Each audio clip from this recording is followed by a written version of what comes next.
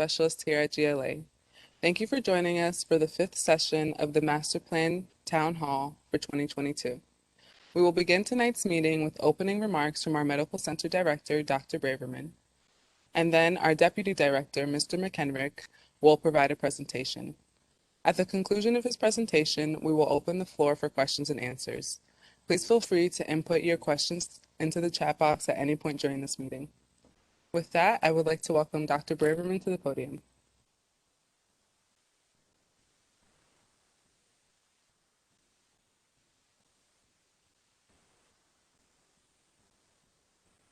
Okay, hi, good evening, everybody. Thanks for joining us for this fifth session of the Master Plan 2022 video teleconferences, town halls. This one will give you another opportunity to kind of review what's in the draft of this master plan. Mr.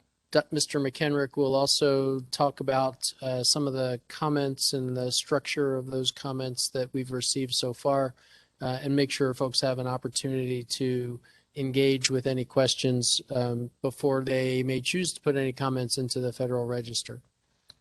One of the things that I've been doing, if you've seen any of these town halls before, is just to talk about a couple of quick things associated with COVID. The good or bad news, depending upon one's half full or half empty outlook, is that not much has changed since we last met about 3 weeks ago. We still have single digits in terms of our inpatients with COVID, and we have about single digits every day with outpatients. We still believe that the single most effective way to get out of this pandemic is with vaccination. We continue to provide booster vaccines for Pfizer, and those who got Johnson & Johnson, we recommend that you get the Pfizer vaccine from us as well. In the last few weeks, we've had a few engagements. Last Wednesday, we had Governor Newsom and Senator Padilla and a few other folks who were here taking advantage of Veterans Day and our vaccine program to highlight the importance of vaccine boosters. And as we said, we think that that's important to continue. Also, since our last visit, we were successful in working with our community partners, the Sheriff's Office and their host team, LASA, some of the folks who are represented on this call, and the VPAN network and other organizations in order to move the veterans who were in the San Vicente encampment into other safe areas for housing. And the Secretary highlighted that as meeting his initial goal of moving those folks by November. And then we continue to be working towards our goal to house an additional 500 veterans by the end of the calendar year, as he says, in time for the holidays. So with that, I'm going to turn it over to Mr. McHenrick so he can talk master plan.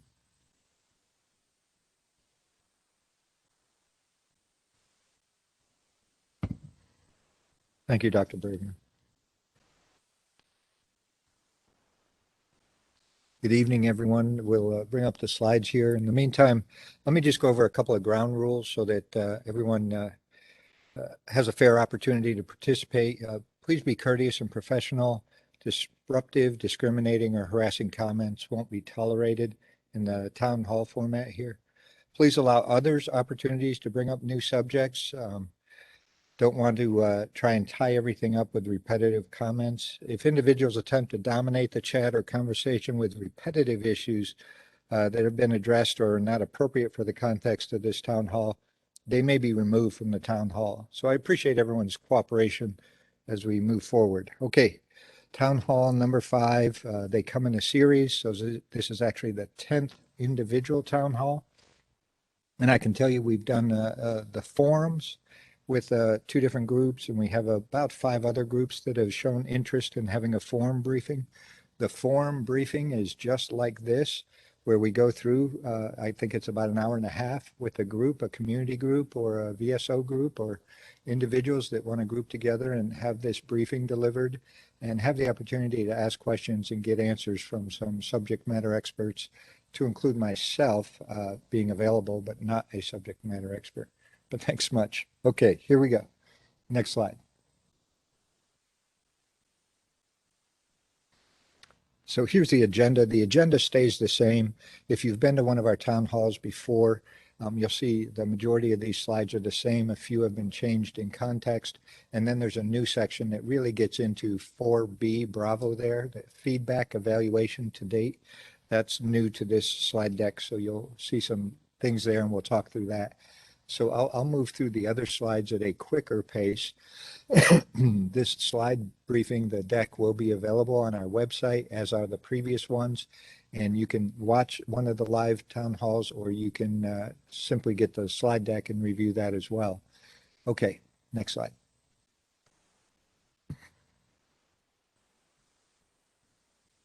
So our standard background overview 2016 draft master plan is our base document where the VA commits to the master plan and the concepts in it, and it provided a framework for those concepts.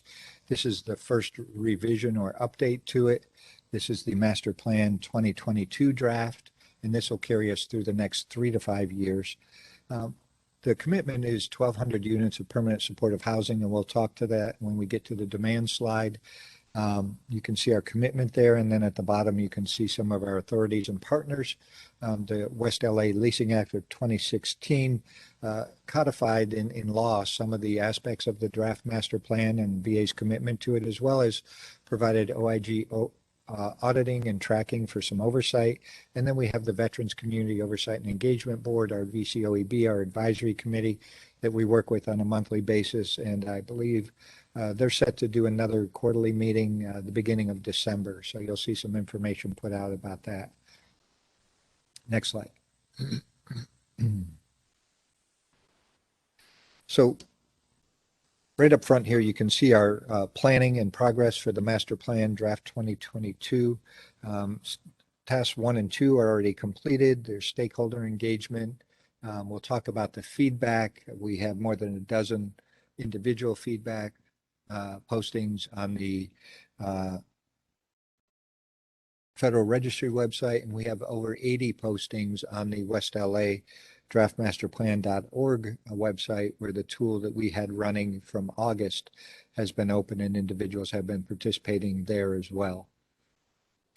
What's key here is the 60-day Federal Register comment period ends on the 17th of December. So close of day on the 17th it ends, and I believe it's taken down on the 18th.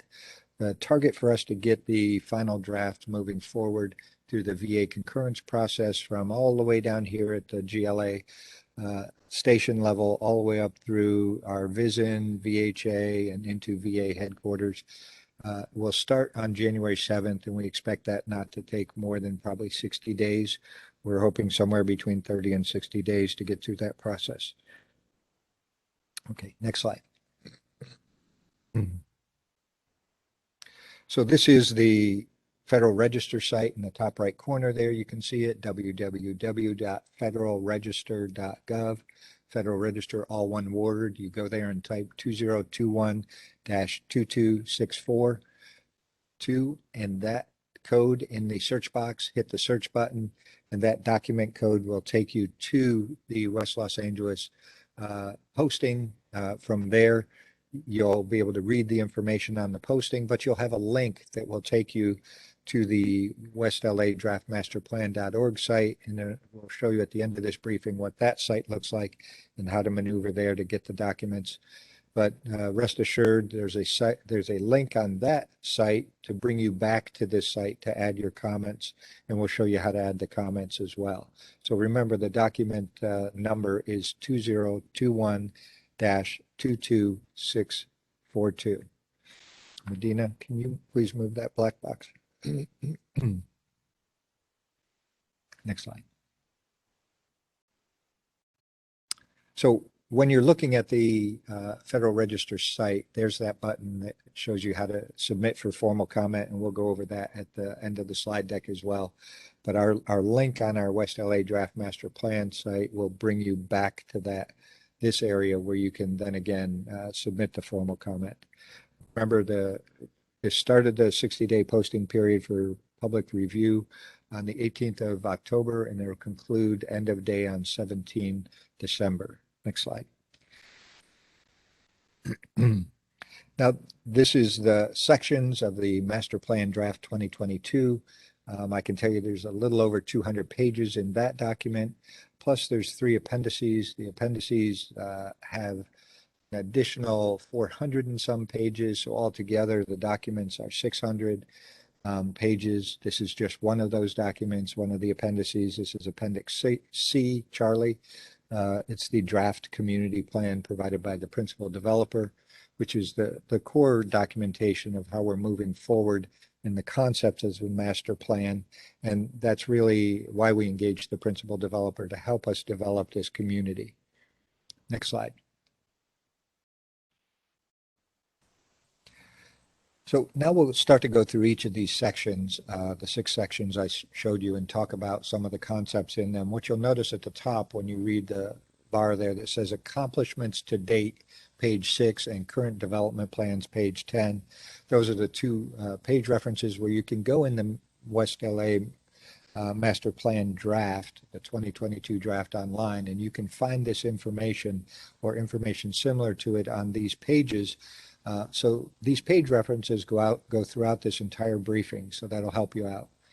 So here you can look at our accomplishments. We can talk about the programmatic environmental impact statement, our state historical preservation office, the fact that we worked through those over the last 5 years, signing those documents and having approvals for our record of decision in April of 19 and September of 19. We finished up with most of the historical work, although with every project we have to check back and we have to provide plans and diagrams and get approvals for everything we do on the campus. So that's not to say we're done, but that was our original parameters to get the go-ahead to start our construction.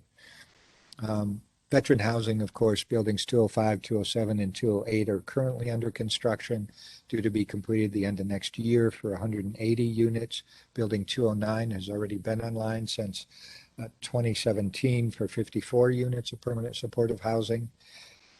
So we selected the principal developer to help us develop the community plan and to help us move forward. Instead of doing each parcel one at a time through the environmental, we did it all at once. But instead of trying to organize and get the community done piece by piece by piece, we hired the community developer through an open bid process to really come in and provide us this service of how do we build this community, and how do we do short, medium, and long range planning to achieve the objectives that we want to. And we'll talk about those in a second. You can see on the diagram here the North Campus, the 2021 draft community plan was started here, and it'll be signed in 2022. The Metro Purple line there just south of Wilshire Boulevard towards the bottom. And then there is no separate, it's a draft South Campus plan. There's no separate plan for the South other than it's part of our overall plan for the campus. The overall master plan will address all aspects of the campus, although we have to acknowledge the South Campus is major projects funded through and by Construction Facilities Management, VA headquarters office. So the development, the planning is done with them, and then the execution is under their staff, and generally with the Army Corps of Engineers for the Army Corps of Engineers with the major projects. So we work very closely with them, but we don't have 100% control over all of the decisions in that area. Next slide.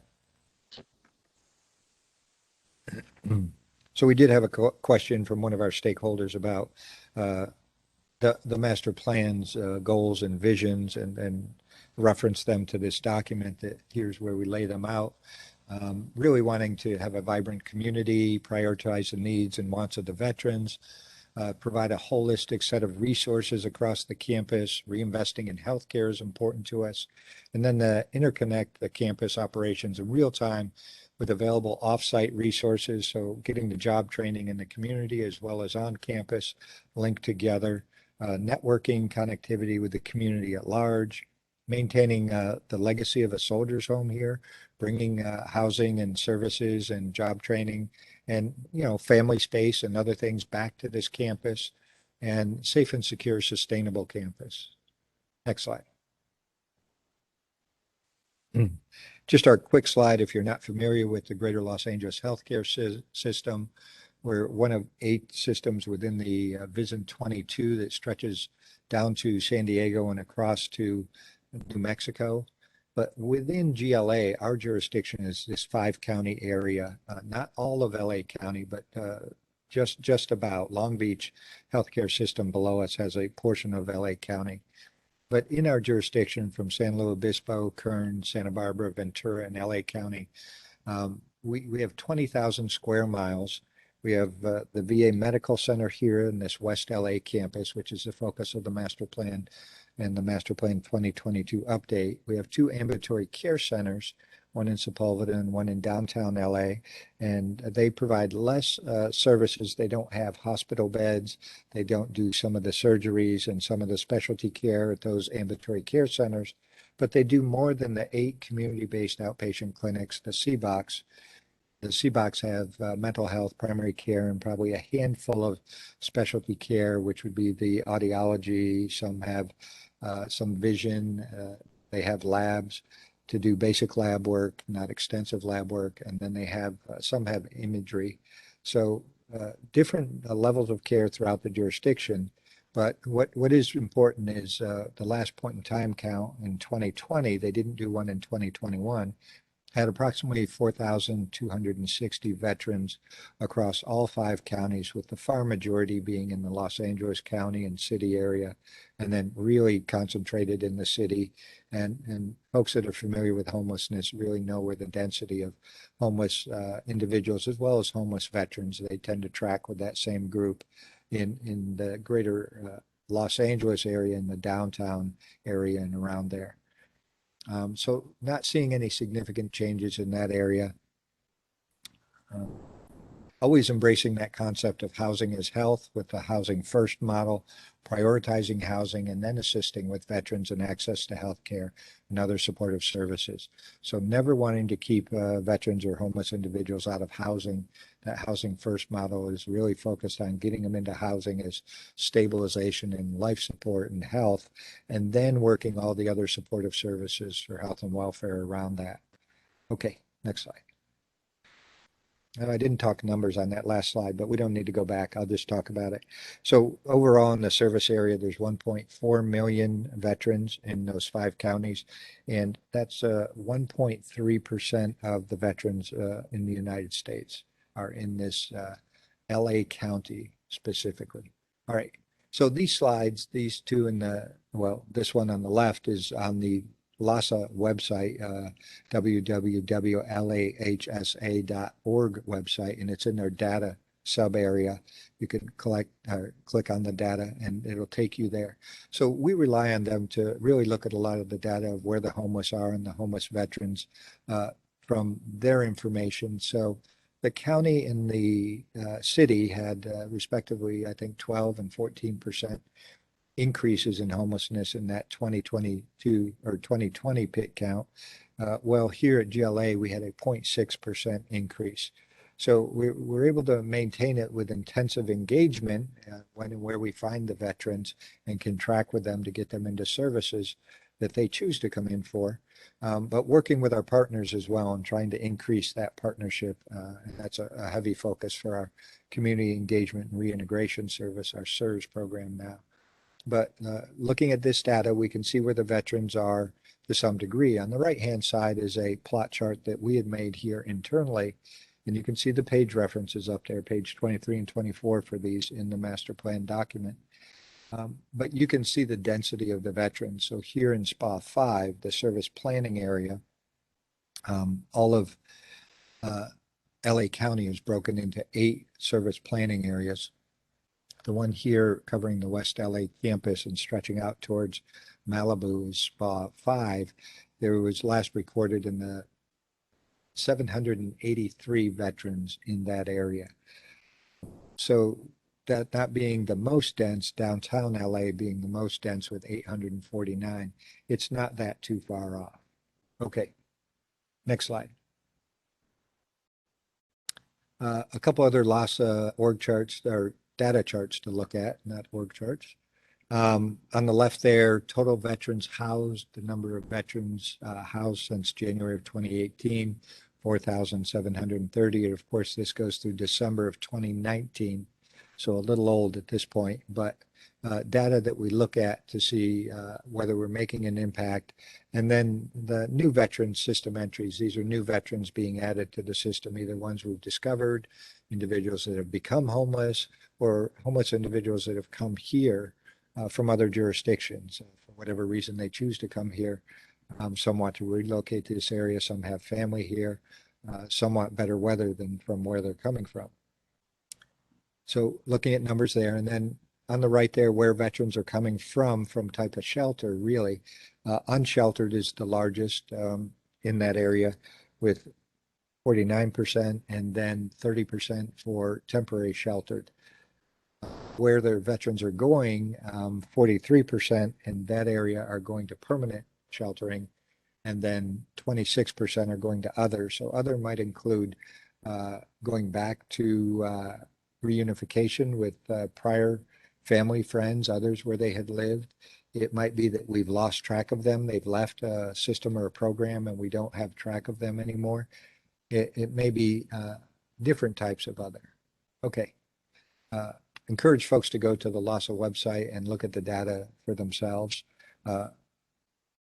When we look through the data and looking at housing demand, remember our commitment was 1,200 permanent supportive housing, and that takes us clearly through the near term, 1 to 5 years. So that's our focus, and we don't see anything in the data that would drive us to change our commitment of 1,200 permanent supportive housing in the near term. Okay, next slide. And we'll talk about the phasing 1 to 5 years, 6 to 10, all of that in later slides. So we also looked at our programs and services. I talked about SERS, the Community Engagement Reintegration Service. You can see on VA, we have we really have the low barrier to entry, which are the tents on the campus. And now we have 28 tiny shelters. We'll get 20 more coming in this weekend. I believe Brentwood School will hold ownership of those. They have purchased them, and they will work with us. We've already got several groups that have purchased and hold ownership of these. Part of the challenge being if we were to own them when COVID ended, we would have to give them up as unusable housing because we are not allowed to have housing of this type. We can only really use that enhanced use lease authority or the other programs that we have that lean into transitional housing or permanent supportive housing, where we utilize underutilized buildings, or we in the enhanced use lease, or we lease the building to an entity that cares for the building, and then we arrange or they arrange to provide services for the veterans. So building 116, New Directions provides services there and has a lease for it. We have clinical beds in the domiciliary, so we run those clinical beds as well as our community living centers on campus. We have 2 VA nursing homes, and then Calvet obviously has their large nursing home here in LA where they have nearly 500 residents, and they're almost full as well. So we have these levels of housing that we work with, and level of care, and individuals can, Dr. Braverman put it well earlier today, it's like a ladder coming in at low barrier, moving to a bridge home in the congregate living environment where it's emergency type sheltering, and then moving to transitional housing like New Directions in Building 116, then moving to permanent supportive housing in Building 209 or that type. When we get more online, we'll have more capacity. But veterans don't always move up in that direction. Sometimes they skip right to the top or skip around. Sometimes they go up and down on the ladder. So we're prepared for all that and work with veterans wherever they are and wherever they feel they need to be. Looking at SERS programming, you can see that in the Master Plan 2022 draft document on pages 27 through 37, all those different programs. There's some good programs in there that really work transitional work and community-based employment services and supported employment and veterans justice programs, all things really geared at supporting veterans. And remember, we said housing first, so all our housing programs are listed up there first, along with our homeless patient aligned care teams, our HPACs, that are really bring the mental health and the nursing and the social work services on that same team with the medical provider providing primary care. So it's a good team approach, but all of that stabilizes the veteran while we engage in all these other activities that really help to bring them in. Okay, next slide. It's that sustainment piece that we're looking for, not just getting them in housing, but making sure that they can sustain themselves there.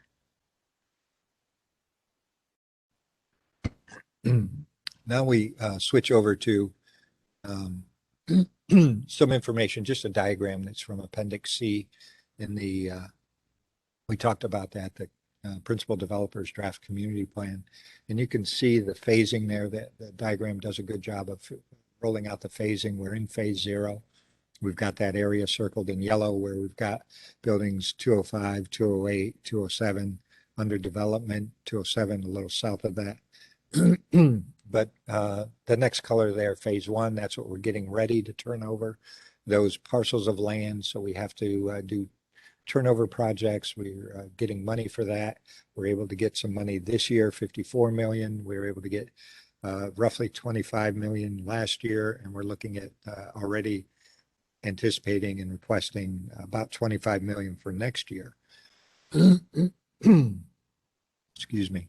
So in this area, we have to get those buildings or parcels of land like MacArthur Field turnover ready, doing some landfill there, moving some utilities underground out of the way of the construction, as well as a couple of parking lots. We have to get utilities out of the way. We have a small building, but important building on one of the parking lots that we have to relocate and reestablish that service before we can go further. So working on all of these turnover activities, and phase by phase by phase, there's a list of, and we'll call them parcels because it could be a parking lot, open land, or a building to be rehabilitated. We have to work those parcels in order. So working through that, and you can see the cumulative number on the right there on that draft of what the turnover would look like. And of course, we know already, MacArthur Field is a good example, that funding to do these projects comes from Triple H funding here in LA County, LA area, as well as state and federal funding. And when those funding opportunities are available and competing for those, the individuals that are doing those, the developers, have to pull that package together. Therefore, funding for some projects may be expedited, and therefore they can begin quicker, and therefore we have to turn over the building or the parcel quicker. And some projects may not be able to get all of their funding aligned and might slip backwards. So there is some flexibility in this based on funding on the part of the principal developer team and their team that pulls that together with the developers. Okay, next slide. Just wanted to talk about community engagement, important aspect of what we do here. That's what these town halls are all about, and the opportunity to do the forums, to request a forum briefing, and have question and answer session for your group. This goes through the different pages from 50 through 53, talking about all the different engagements we've done, going back to our environmental, the public hearings, the master plan, public participation that we're doing, the principal developer selection, that concept, our enhanced use lease, as well as ongoing outreach, a good list there of all the outreach we're doing. The principal developer has done a lot of outreach on their own just for the draft community plan, and we benefit from all of that, knowing that veterans are engaged and key stakeholders throughout the community. Next slide. Site analysis, just looking at the site here, pages 61 through 121.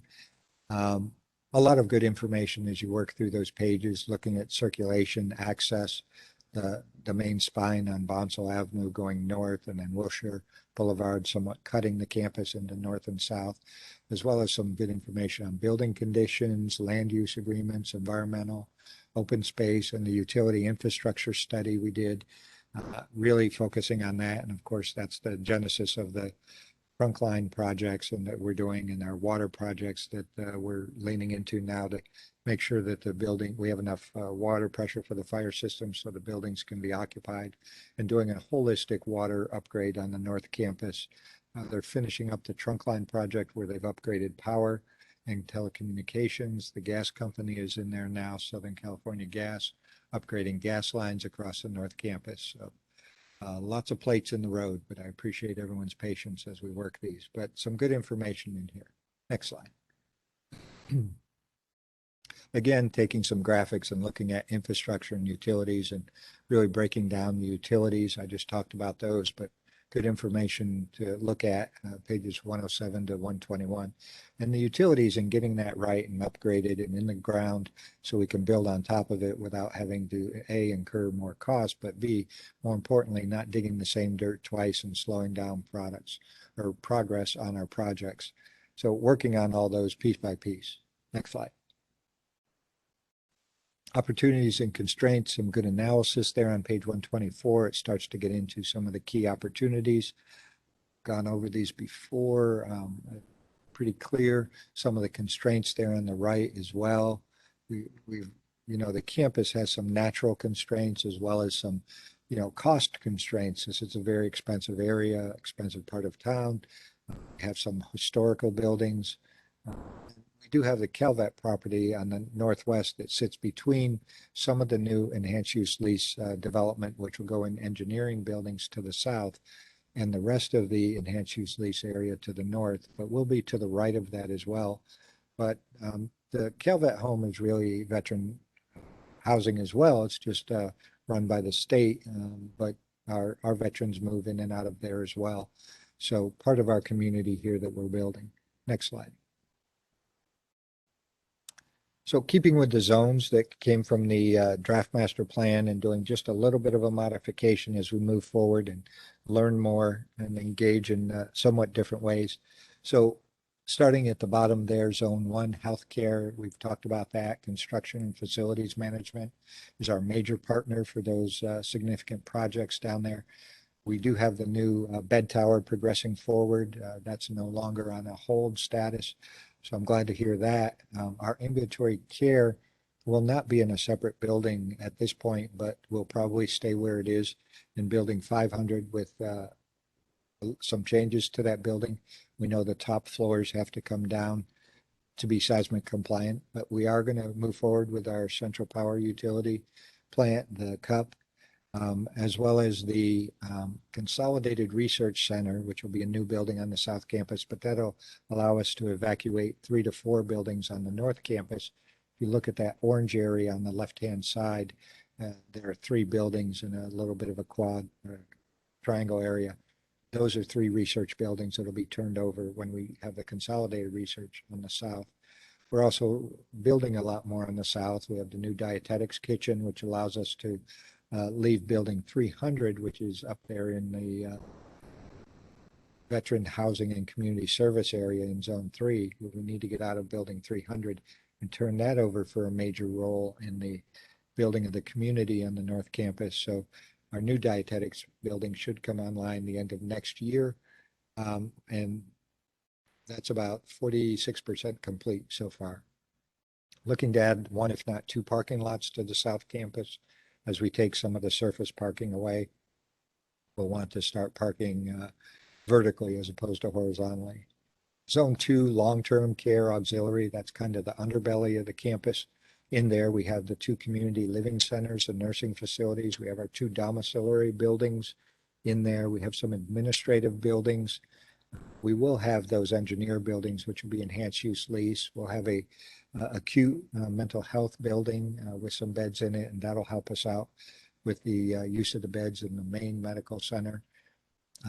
So on the west side of that, looking at all of that, on the east side of Bonsall, towards the 405 freeway is really our auxiliary or our supportive services for the healthcare system. We have our transportation department, our engineering department, our steam plant, which will be moving to the South Campus and consolidating down there.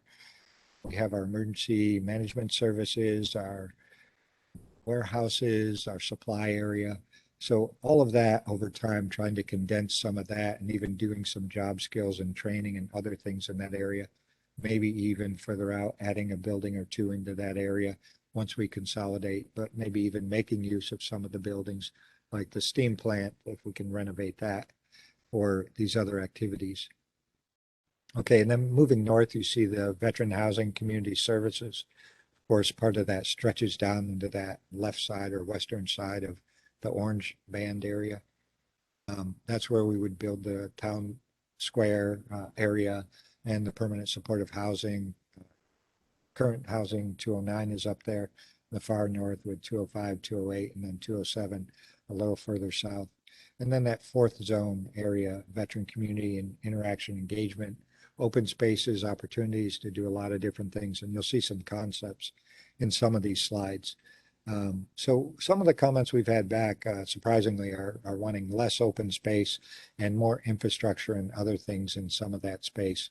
So we're looking at that currently and see what those concepts are and what individuals are showing a preference for. Next slide. Yeah, trying here to get to some of those things I talked about as conceptual features of the plan that are on page 138. You'll see that diagram on the left, exchange or veteran operated retail out towards those Barrington parking lot areas, trying to connect to the community and the retail that Barrington area has out there. And then recreation therapy center maybe out in that area, maybe adding, we'd have to go back and do some environmental stuff, but looking at possibility of an RV park, obviously not a priority, but we'd have to reassess the land and see what could or couldn't be done there. But not our priority at this point. Wellness center, maybe in that area to the eastern side, coming down towards the town square area. You can see the town square and that red square blown out to the right with the clock, a possible clock tower, frontages, active ground floor, meaning that there would be an enhanced use building, enhanced use lease building with housing on the upper floors, but the ability to do other activities, ground floor activity like a meeting room, a coffee shop, a barber shop, some job training and other things. It's not currently allowable in the enhanced use lease authorities, but working on changes that might be required legislatively to allow us to do that. And I believe there was some language in the recent laws that were passed regarding the overall budget, but I think there was some enhanced use lease language out there. So we'll be looking at that to see how we can get those services ingrained into a community that has quite a bit of permanent supportive housing and quite a bit of veteran density on it. Trolley depot, moving that trolley station around, making it a bit of a transit or transportation connection so that individuals have the ability to see the historic piece, but have a good bus stop and other things. Covered dining patio, transit mobility hub, a plaza, living museum, historic walk, different things here. If you go back to the diagram on the left, we talked about job training, possibly over in that auxiliary area on the east side near below the box, the red box, but on the east side near the 405, trying to look at that in the future years, how we can do that. And obviously have to take VA money or figure out how to do that. We know Metro Station is on a easement and under construction. Critical care center, we talked about that being approved and moving forward, the consolidated research. And of course, the ambulatory care center will not go there. Looks like we will not get a new ambulatory care center, but we'll work with other space that's available and look at building 500 as well. Next slide.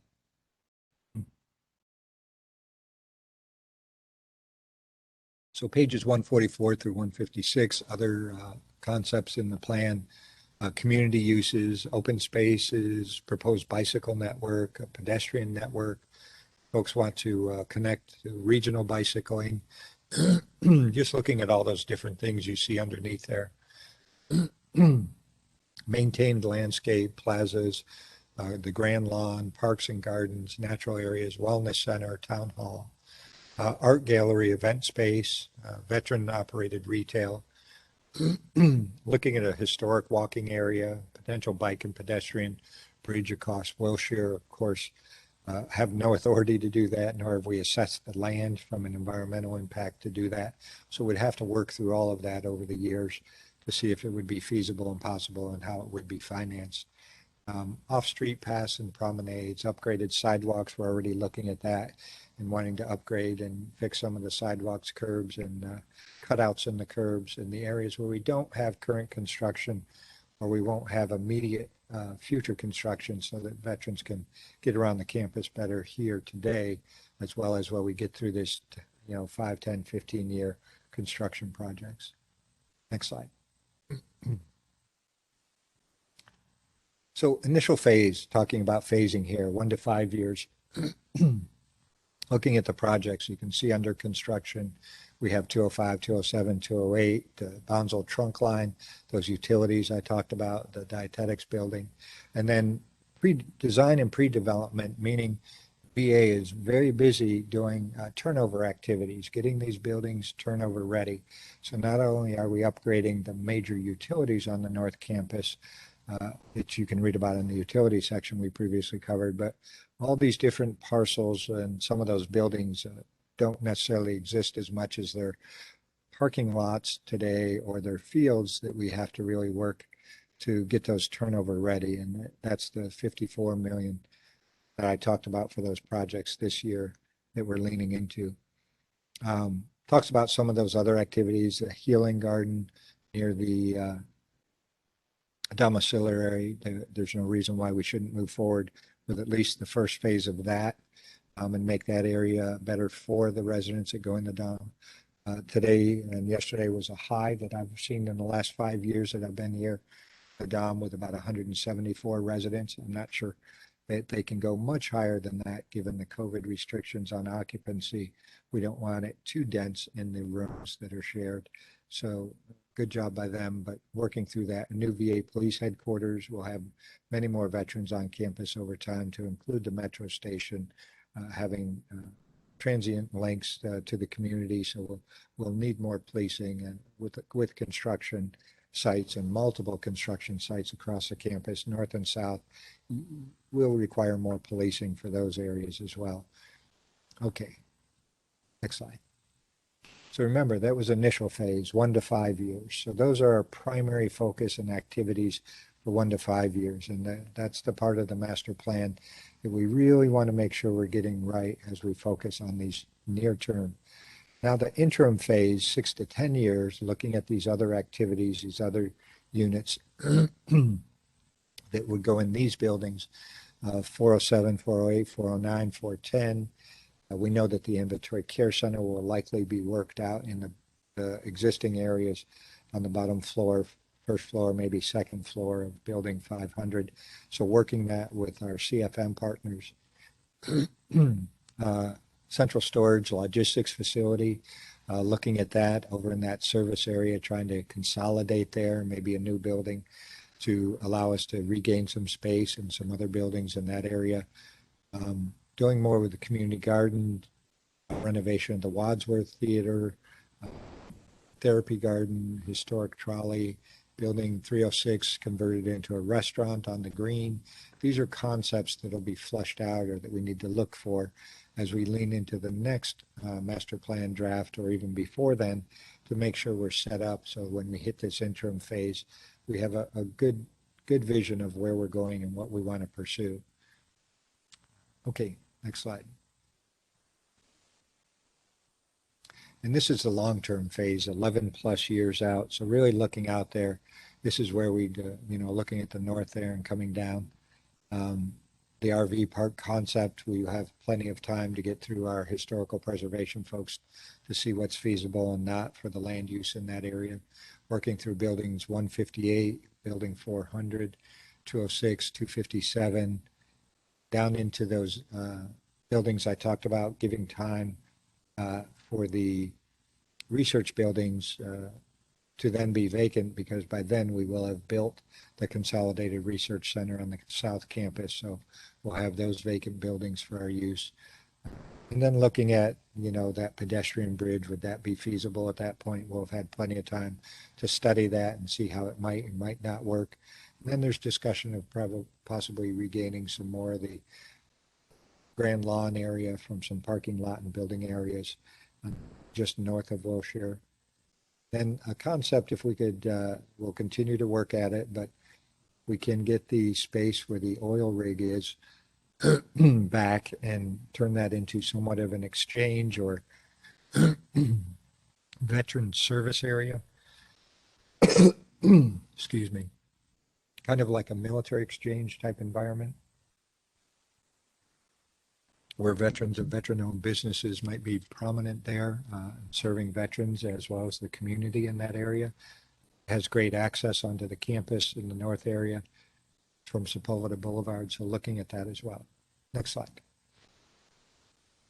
Okay, so that's where we walk through a lot of the master plan. Now I want to give you new information which we hadn't shared before about feedback so far. So this slide is the Federal Register slide. So as we look at this, we've had 19 responses received as of 12 November last week. So the out of scope comments were comments that didn't really apply to sections or ideas or concepts in the master plan that we could apply readily to see how we might adjust the plan or change the plan.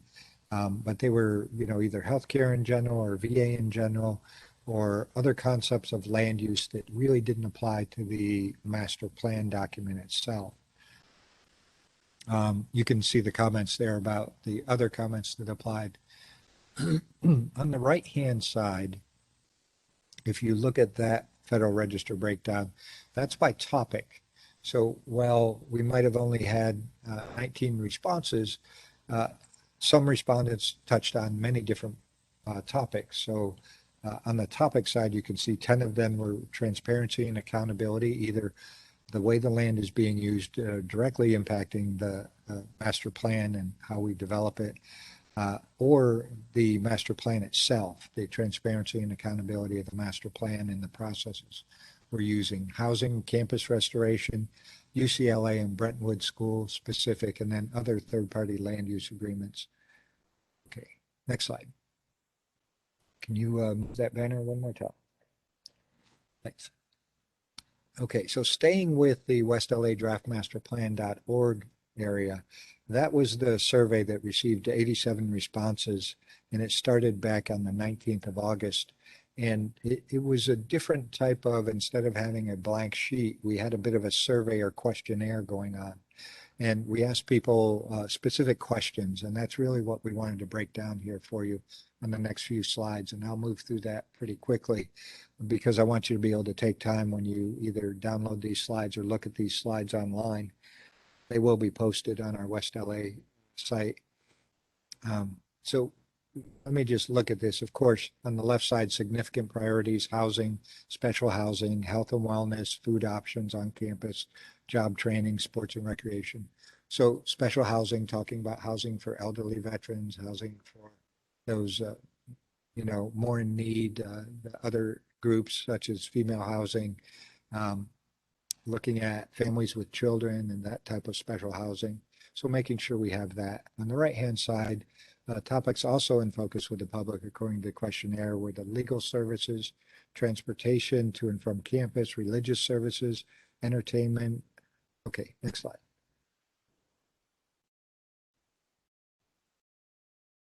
So here we kind of take a quick look at each of these, and these are the areas where you might look at them in more detail. These are part of those questions in the questionnaire. What do you think are the most significant issues in improving people getting to get around on the campus? Obviously, right up front, transportation, pedestrian, bikes, handicapped accessibility. How would North and South Campus circulation be improved for pedestrians, cars, transit, shuttle service, pedestrian friendly, road improvements, configuration, and active mobility, and then handicap again. Next slide. What new types of open spaces would you like to see on campus?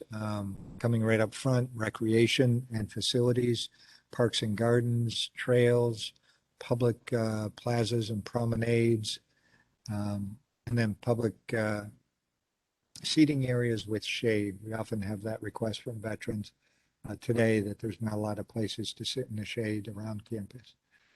What activities do you foresee in these spaces? Swimming, walking, jogging, basketball, board game, card games, barbecue, picnic, mediation, solitude, biking, gathering. Okay, next slide. We'll burn through a few more of these. What are the uses that should be included in the town center? And who do you expect to see there? Food and restaurants, retail, events, gathering space, auditorium, meeting space, fitness center, job training, learning center. How do you see job training being conducted on campus and how should it be integrated to the plan? More job training programs, computer access training, train to hire, opportunities on campus opportunities, and accessibility. What are the uses that should be included in the town center and who do you expect to be using them? Veterans, family, staff, and related guests. And everyone. I like the everyone comment because what they're really saying is the town center should be a connection place for folks inside and outside the campus as well, bringing back that connection to the community. Okay, next slide. All right, we're close to wrapping this up here. Opportunities and constraints related to the general campus. What other opportunities? So transportation, amenities, housing, campus beautification, recreation, fitness. How do you see some of these historic buildings being used? Housing right away. That's a tough one because I don't believe any of these buildings would sustain the current life safety code for housing. You know, maybe the Hoover Barracks was housing at one point. I have a few of these other historic buildings that folks lived in, but they have not been maintained that way over the years. Amenities and support, and then clinics or school of research and health and wellness and job training. Land use agreements, what new services and amenities would you like to see on the campus?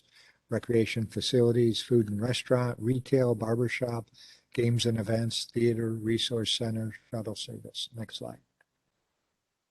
Okay, so that got us through some new information, trying to break down some of the feedback we've received thus far.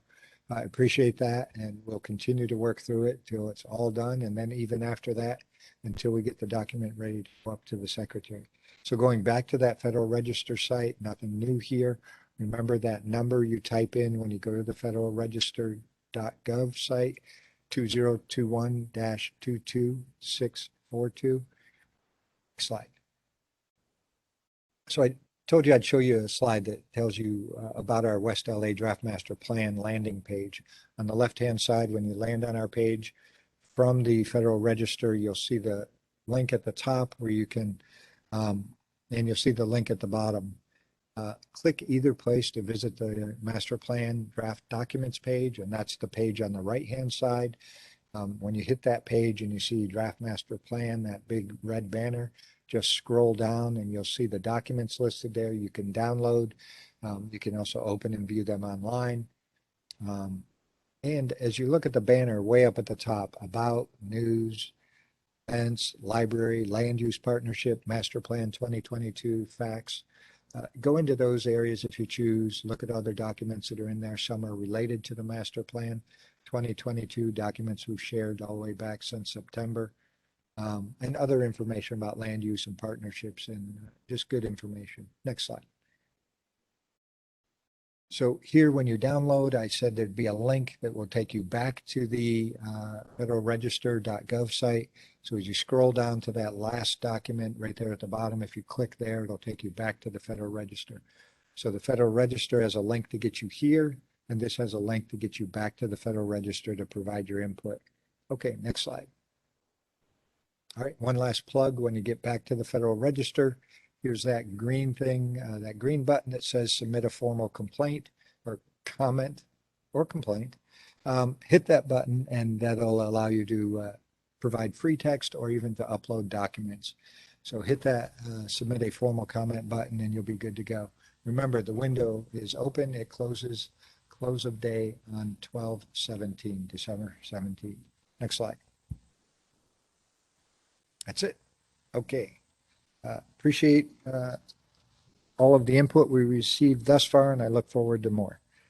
So we are open for questions. We'll see if there's any in the question box here.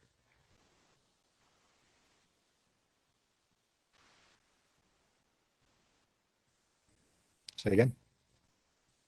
Okay. So as I said to the last group when we briefed earlier today, that group had one question. It was an administrative question. And then I received a good question afterwards about some timeline of the buildings being turned over or readied for turnover. So appreciate the interest. So I'll stand here for the next 17 minutes until I get a question. And nobody in the room or online is interested in that. I appreciate the participation by everyone. Okay, so I'll talk about the forums while I'm waiting for a question here. So you can reach out to us and we'll give you the information you need to provide us 3 dates and opportunities. We'll give you the range of dates. We aren't doing forums next week, but it's a 1.5-hour meeting for your group.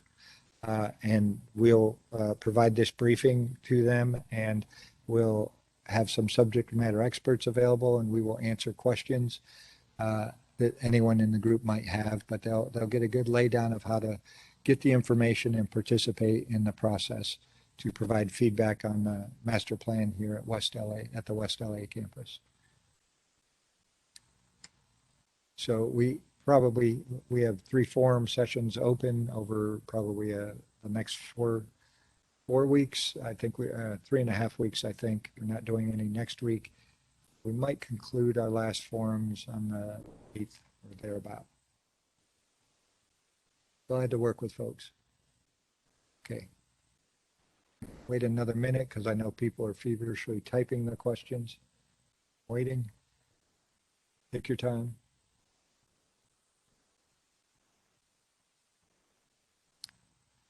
But I said this in the last meeting. This confirms that the number of 5 town halls seems to be the magic number. Receiving no questions.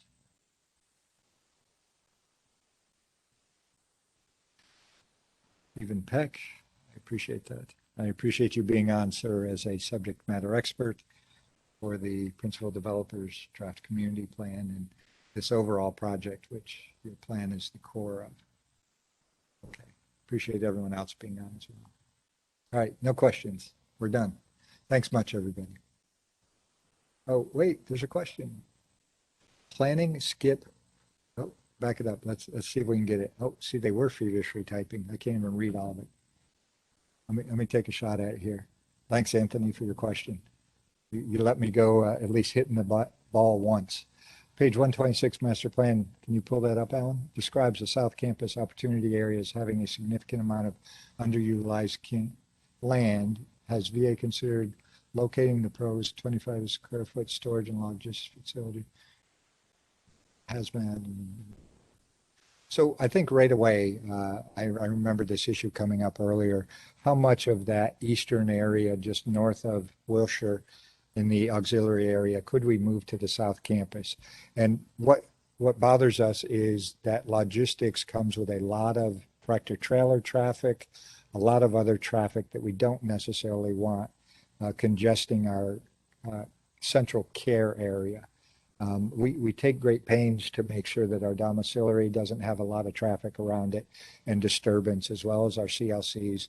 And by consolidating more and more on the South Campus, we really don't want that heavy traffic down there. So I think that will be our first challenge to that. But I appreciate the comment. We'll capture that, and that'll be considered by the experts when we go through all of the comments.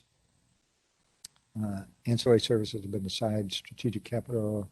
I don't believe we've moved them into that yet. I think we want to wait until we get this version of the master plan moving forward. We have some commitments in specific areas that we want to go forward with, and then we'll move into skip. But I don't know that we're prioritizing these ahead of some of the other projects that are related to the housing and getting those done. That's our primary focus, but we'll get there.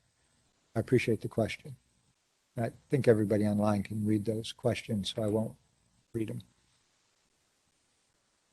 Should I assume you're typing again, Anthony?